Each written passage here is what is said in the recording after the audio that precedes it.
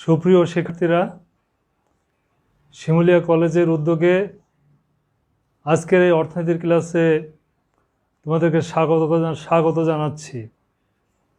আশা করি তোমরা সবাই ভালো আছো। তোমরা জানো আমি অর্থনীতি প্রথম পত্র অষ্টম অধ্যায় খাজনা অধ্যায় সম্পর্কে ক্লাস নিচ্ছি।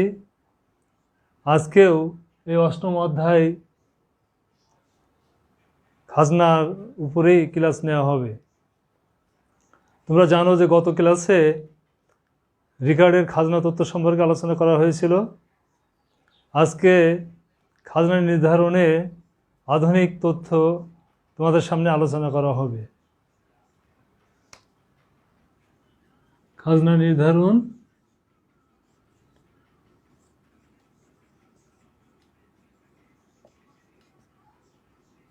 আধুনিক তথ্য।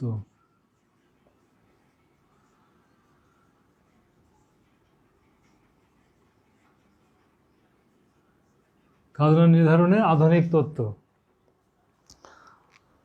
তো তোমরা জানো যে ইতিপূর্বে যে ক্লাসে আলোচনা করা হয়েছিল, রিকার্ডো তার খাজনা তথ্যে সম্পূর্ণ ভূমির উপর ডিপেন্ড করে তিনি আলোচনা করেছেন, কিন্তু আধুনিক অর্থনীতিবিদ মিসেস জোয়ান রবিনসন, স্টিকলার, বোল্ডার এই ধরনের কিছু আধুনিক অর্থনীতিবিদগণ খাজনার সম্পূর্ণ ভিন্ন দৃষ্টিকোণ থেকে তারা বর্ণনা করেছেন।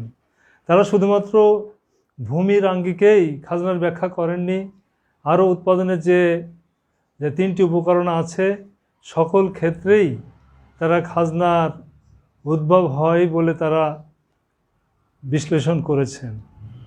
আধুনিক অর্থনীতিবিদদের মতে স্বল্পকালে ভূমির যোগান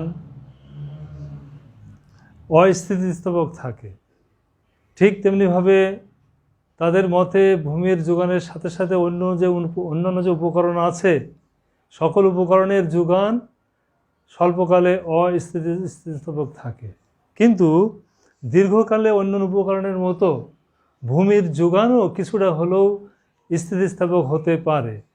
কারণ সেচ সুবিধা বৃদ্ধি, জমিতে আধুনিকায়ন, নতুন নতুন প্রযুক্তির ব্যবহারের কারণে অনেক জমি, পতিত জমি চাষের আওতায় নিয়ে আসা সম্ভব হয়। ফলে দীর্ঘকালে কিছুটা হলেও ভূমির যোগান স্থিতিস্থাপক হতে পারে। তো সেই জন্য আধুনিক অর্থনীতিবিদগণ মূল্যতত্ত্বের ভিত্তিতেই, মূল্যতত্ত্বের মাধ্যমে যেভাবে অন্যান্য পণ্যের মূল্য নির্ধারিত হয়, আধুনিক অর্থনীতিবিদগণ সেইভাবে মূল্যতত্ত্বের আঙ্গিকেই চাহিদা এবং যোগানের পারস্পরিক প্রভাবে যেভাবে মূল্য নির্ধারণ হয়, খাজনাও তারা বলতে চাচ্ছেন যে খাজনাও ঠিক একইভাবে চাহিদা যোগানের মাধ্যমে নির্ধারিত হয়ে থাকে। আধুনিক অর্থনীতিবিদগণের তারা বিশ্বাস করেন যে কিছু কিছু ক্ষেত্রে ব্যক্তিগত ভূমির যোগান স্থিতিস্থাপক হতে পারে, কিন্তু ভূমির সামাজিক যোগান সম্পূর্ণ অস্থিতিস্থাপক। ভূমির সামাজিক যোগান সম্পূর্ণ অস্থিতিস্থাপক। ফলে ভূমির যোগানের উপরে ভূমির খাজনার বৃদ্ধি বা হ্রাস, খাজনা বেড়ে যাওয়া বা খাজনার কমে যাওয়া, এটা ভূমির যোগানের উপরে ডিপেন্ড করে না। এমনকি খাজনা যদি শূন্য হয়ে থাকে তবুও ভূমির যোগান অপরিবর্তিত হয়ে থাকে। ফলে এখানে চাহিদার উপরেই মূলত খাজনা বেশি ডিপেন্ড করে, কারণ যেহেতু ভূমির যোগান অস্থিতিস্থাপক, ফলে এখানে ভূমির কোনো যোগান দাম নেই। ফলে এখানে শুধুমাত্র চাহিদার পরেই এই খাজনা নির্ধারণ হয়ে থাকে। যদি জমির ফসল যদি বৃদ্ধি পায়, উর্বরতা বৃদ্ধির কারণে ফসল বৃদ্ধি পায়, বা নগরায়নের ফলে যদি ভূমির মূল্য বৃদ্ধি পায়, তাহলে উদ্বৃত্ত আয়ের সৃষ্টি হয়। এটাই হলো আধুনিক অর্থনীতিবিদগণের দৃষ্টিতে হচ্ছে খাজনা। তো সুপ্রিয় শিক্ষার্থীরা, আমার এই যে বক্তব্য তোমাদের সামনে আমি তুলে ধরলাম সেটা হলো এই যে শুধু যে ভূমির ক্ষেত্রেই রিকার্ডো যে খাজনার কথা বিশ্লেষণ করেছেন, আধুনিক অর্থনীতিবিদগণ শুধু ভূমির ক্ষেত্রে নয়, সকল উপকরণের ক্ষেত্রেই তিনি খাজনার ব্যাখ্যা করেছেন। আমি চিত্রের মাধ্যমে বিষয়টি তোমাদের সামনে আলোচনা করতে চাচ্ছি। চিত্রে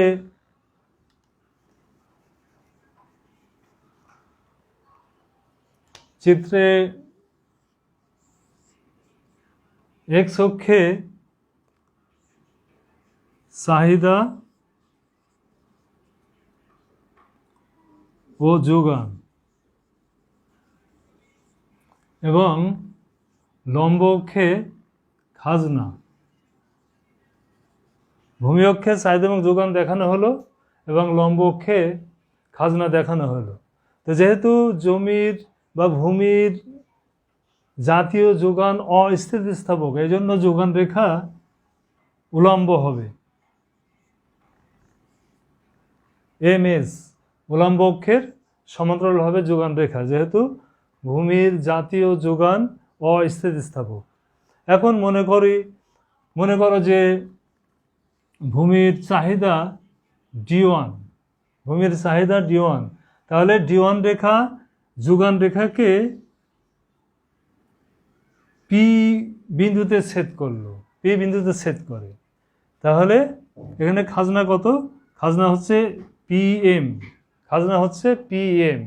এখন যেভাবে হোক, জনসংখ্যা বৃদ্ধির কারণে হোক, নগর উন্নয়নের কারণে হোক, যেহেতু ভূমির যোগান অস্থিতিস্থাপক, কিন্তু চাহিদা তো দিন দিন বৃদ্ধি পাবে। চাহিদা বৃদ্ধির ফলে ভূমির মূল্য বৃদ্ধি পাবে। মূল্য বৃদ্ধি পেয়ে মনে করো যে পি থেকে মূল্য বৃদ্ধি পেয়ে কত হলো? P1। ফলে নতুন চাহিদা রেখা হবে D2।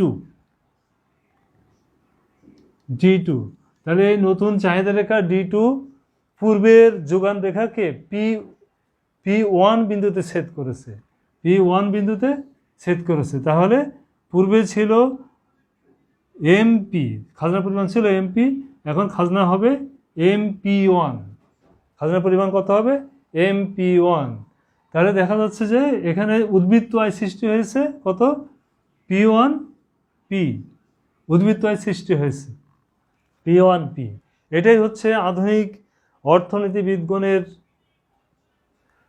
খাজনা সম্পর্কে তারা ব্যাখ্যা করেছেন চাহিদা এবং যোগানের পারস্পরিক প্রভাবের মাধ্যমে। তো যেহেতু দীর্ঘকালে সামাজিকভাবে ভূমির যোগান অস্থিতিস্থাপক থাকে, ফলে শুধুমাত্র চাহিদার উপরেই ভ্যারি করবে খাজনা।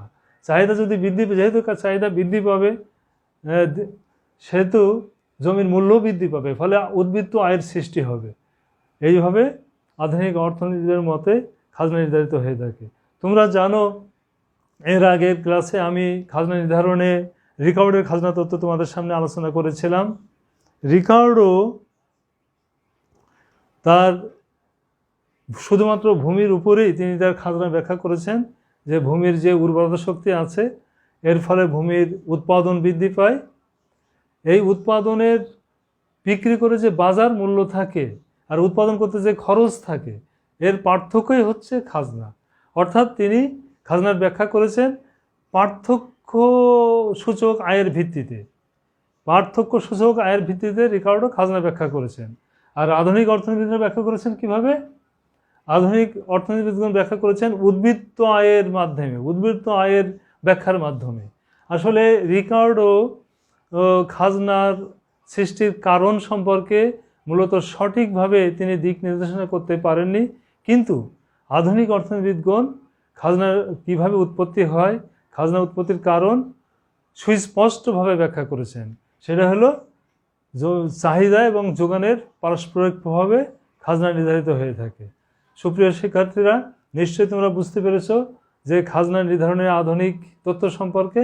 এখন তারা এজন্য আধুনিক অর্থনীতিগণ খাজনা নির্ধারণের এই তত্ত্বকে তারা চাহিদা এবং যোগান তত্ত্ব বলেও আখ্যায়িত করেছেন। যদি এখানে এরপরে আমরা দেখব, যদি জমির যোগান যদি অফুরন্ত হতো, প্রাচুর্যতা হতো, জমির যোগান যদি অফুরন্ত হতো, জমির যোগান চাহিদা যেভাবে বৃদ্ধি পাচ্ছে, জমির যোগানও যদি সেভাবে বৃদ্ধি পায়, তাহলে যোগান রেখা হবে অসীম। যোগান রেখা হবে অসীম, অর্থাৎ ভূমি অক্ষের সমান্তরাল। সেক্ষেত্রে চাহিদা রেখা মনে করি যে এখানে পি বিন্দুতে ছেদ করলো, তাহলে দেখা যাচ্ছে যে চাহিদা এইভাবে চাহিদাও বৃদ্ধি পাবে, যোগানও বৃদ্ধি পাবে, ফলে এখানে কোনো উদ্বৃত্ত আয়ের সৃষ্টি হবে না। ফলে আধুনিক অর্থনীতিদের মতে এটা হচ্ছে খাজনাবিহীন জমি। যদি জমির যোগান অফুরন্ত হয়, অপরার্জিত হয়, অর্থাৎ স্কারসিটি, যদি স্কারসিটি হয়, অর্থাৎ যদি অসীম হয়, যোগান যদি অসীম হয়, যদি স্থিতিস্থাপক হয়, তাহলে কোনো আধুনিক অর্থনীতির দৃষ্টিকোণ থেকে এখানে কোনো খাজনা হবে না, এখানে কোনো খাজনা সৃষ্টি হবে না। এই জন্য আধুনিক অর্থনীতিগণ তাদের এই তত্ত্বকে অপ্রাচুর্য খাজনা বলে আখ্যায়িত করেছেন, অর্থাৎ scarcity of rent, scarcity of rent বলে আখ্যায়িত করেছেন, যেহেতু জমির যোগান অপ্রাচুর্য মানে অস্থিতিস্থাপক। সুপ্রিয় শিক্ষার্থীরা, তো আমি তোমাদের সামনে খাজনা নির্ধারণের এতক্ষণ যাবৎ যে তত্ত্বটি আলোচনা করলাম, এটা হচ্ছে আধুনিক তত্ত্ব। এই তত্ত্বের রূপকার হচ্ছে মিসেস রবিনসন, বোল্ডিং, র্যাগনার, এরা প্রভূত অর্থনীতিবিদগণ তারা খাজনার এইভাবে তারা ব্যাখ্যা করেছেন। তারা খাজনার শুধু ভূমিতে যে খাজনা হয় তা নয়, তারা বলেছেন উৎপাদনের 4টি উপকরণের ক্ষেত্রেই খাজনা হতে পারে। কারণ স্বল্পকাল, তারা বলেছেন যে স্বল্পকালে ভূমির যোগান অস্থিতিস্থাপক হয়ে থাকে, ঠিক তেমনিভাবে উৎপাদনের সকল উপকরণের যোগান অস্থিতিস্থাপক হয়ে থাকে। ফলে এই অস্থিতিস্থাপকের কারণে উপকরণগুলো যে মূল্যে বিক্রি হতো, যে মূল্যে তারা বিক্রি হতো, চাহিদা বৃদ্ধির কারণে পরবর্তীতে তারা আরও অধিক মূল্যে বিক্রি হয়, তাদের যোগান তারা আরও বেশি মূল্যে বিক্রি করে। ফলে এখানে সারপ্লাস ইনকাম অর্থাৎ উদ্বৃত্ত আয়ের সৃষ্টি হয়। এখানে কি হয়? উদ্বৃত্ত আয়ের সৃষ্টি হয়। এই উদ্বৃত্ত আয় হচ্ছে খাজনা। তো আসলে যদি আমরা রিকার্ডের খাজনা তথ্য এবং আধুনিক খাজনা তথ্য সম্পর্কে তোমাদের সামনে কম্পেয়ার করি, তাহলে তোমরা নিশ্চয়ই বুঝতে পেরেছো যে রিকার্ডের খাজনা তথ্য বা মার্শালের খাজনা তথ্য থেকেও আধুনিক খাজনা তথ্য আরও বেশি সুস্পষ্ট। কারণ আমরা এরপর আগে আলোচনা করেছি, তো রিকার্ডের খাজনা তথ্য আলোচনা করেছি, মার্শালের দৃষ্টিভঙ্গি আলোচনা করেছি। তা আমরা দেখতে পাই যে তোমরা দেখেছো যে আসলে খাজনা নির্ধারণের ক্ষেত্রে তাদের কোনো সুস্পষ্ট আলোচনা নাই, তারা কোনো নির্দিষ্ট করতে পারেনি যে কেন খাজনা উদয় হলো, কীভাবে খাজনা উদয় হয়। কিন্তু আধুনিক অর্থনীতিগণ স্পষ্টভাবে উল্লেখ করেছেন যে মূল্য তত্ত্বের মতোই খাজনা নির্ধারিত হয়ে থাকে। অর্থনীতিতে মূল্য তত্ত্ব তোমরা তো জানোই যে মূল্য তত্ত্বের বিষয়টা হচ্ছে পণ্যের মূল্য কীভাবে নির্ধারিত হয়ে থাকে। পুঁজিবাদী অর্থনীতিতে চাহিদা এবং যোগানের পারস্পরিক প্রভাবে খাজনা নির্ধারিত হয়ে থাকে। যদি পণ্যের যোগানের চাইতে যদি চাহিদা বেশি থাকে, তাহলে সেক্ষেত্রে কি হবে? মূল্য বৃদ্ধি পাবে। আর তোমরা জানো যদি যোগান যদি বেশি হয়, চাহিদার সাথে যোগান বেশি হয়, তাহলে মূল্য কি হবে? মূল্য ডিক্রিজ হবে, মূল্য হ্রাস পাবে। এটাই হচ্ছে মূল্য তত্ত্ব। ঠিক তেমনিভাবে আধুনিক অর্থনীতিগণ বলেছেন যে খাজনা নির্ধারণের ক্ষেত্রে কোনো সূত্র বা কোনো মতবাদ বা কোনো নতুন কোনো দৃষ্টিভঙ্গির কোনো প্রয়োজন নেই। মূল্য তত্ত্বটাই হচ্ছে খাজনা নির্ধারণের তত্ত্ব। মূল্য তত্ত্বের মাধ্যমে যেভাবে চাহিদা যোগানের পারস্পরিক প্রভাবে খাজনা নির্ধারিত হয়ে থাকে, ঠিক পণ্যের মূল্য নির্ধারিত হয়ে থাকে, ঠিক খাজনাও চাহিদা এবং যোগানের পারস্পরিক প্রভাবে নির্ধারিত হয়ে থাকে। তবে এখানে যে বিষয়টি হলো সেটা হলো এই যে খাজনা তারা ব্যাখ্যা করেছেন যে ব্যক্তিগত দৃষ্টিকোণ থেকে কিছু কিছু ক্ষেত্রে হয়তোবা জমির যোগান স্থিতিস্থাপক হতে পারে, কিন্তু জমির যে জাতীয় যোগান, জমির যে সামাজিক যোগান, সেটা কিন্তু সম্পূর্ণ অস্থিতিস্থাপক। ফলে তারা এখানে ব্যাখ্যা করেছেন যে জমির কোনো যোগান মূল্য নেই। যেহেতু জমির কোনো যোগান মূল্য নেই, ফলে খাজনা নির্ধারিত হবে সম্পূর্ণ চাহিদার উপরে ডিপেন্ড করে। খাজনা নির্ধারিত হবে সম্পূর্ণ চাহিদার উপরে ডিপেন্ড করে। তাহলে যদি চাহিদা বৃদ্ধি পায়, তাহলে উদ্বৃত্ত আয়ের সৃষ্টি হয়। চাহিদা বৃদ্ধি পেলে ভূমির মূল্য বৃদ্ধি পাবে। তাহলে দেখা যাচ্ছে ভূমির মূল্য আগে ছিল 1 লক্ষ টাকা, 1 বিঘা একটা জমির মূল্য ছিল 1 লক্ষ টাকা। আর যোগান যেহেতু এখানে অস্থিতিস্থাপক, ফলে যোগান খাজনা নির্ধারণের ক্ষেত্রে কোনো ভ্যারি করবে না। তো দেখা গেল যে জনসংখ্যা বৃদ্ধি হতে পারে, নগরায়ণ হতে পারে, সরকারি প্রকল্প বাস্তবায়ন হতে পারে, ফলে জমির চাহিদা বৃদ্ধি পায়। জমির চাহিদা বৃদ্ধি পেয়ে জমির মূল্যও বৃদ্ধি পাবে। তো সাপোজ মনে করো জমির মূল্য বৃদ্ধি পেয়ে 1.5 লক্ষ টাকা হয়েছে, 1.5 লক্ষ টাকা হয়েছে। তাহলে এখানে উদ্বৃত্ত আয় সৃষ্টি হয়েছে কিন্তু 50,000 টাকা। উদ্বৃত্ত আয় হয়েছে কত? 50,000 টাকা। এই 50,000 টাকাই হচ্ছে খাজনা। সুপ্রিয় শিক্ষার্থীরা, নিশ্চয়ই তোমরা খাজনার আধুনিক তত্ত্ব সম্পর্কে তোমরা স্পষ্টভাবে বুঝতে পেরেছ। আমি আজকে এই খাজনা তত্ত্বে আধুনিক তত্ত্বই তোমাদের সামনে আলোচনা করে আজকের মতো আমি ক্লাস শেষ করতে চাই। তো আমার এই যে ক্লাস তোমাদের সামনে আজকে নেওয়া হলো, এই ক্লাসে যদি তোমরা বুঝতে যদি কোনো অসুবিধা হয় অথবা যদি কোনো তোমাদের প্রশ্ন থাকে, তাহলে পরবর্তী ক্লাসে যদি কমেন্ট করে আমাকে ইনফর্ম করো। তোমাদের সেই সমস্যাগুলো আমি ইনশাল্লাহ সমাধান করার চেষ্টা করব। সুপ্রিয় শিক্ষার্থীরা, তোমরা জানো একটি কঠিন সময় সারা বিশ্ব এবং সাথে সাথে আমাদের বাংলাদেশ আমরা আজকে অতিবাহিত করছি, কোভিড-19। আসলে আমরা শিক্ষক হিসেবে তোমাদেরকে আমরা এই বিষয়ে অত্যন্ত সচেতন করতে চাই যে তোমরা সরকার ঘোষিত যে স্বাস্থ্যবিধি, সেই বিধি তোমরা মেনে চলবে। অপ্রয়োজনে তোমরা বাইরে বের হবে না, তোমরা ঘরে থাকবে, স্বাস্থ্যবিধি মেনে চলবে। আর একান্তই যদি বাইরে বেরোতে হয় তাহলে তোমরা মাস্ক পরিধান করে তোমরা বের হবে।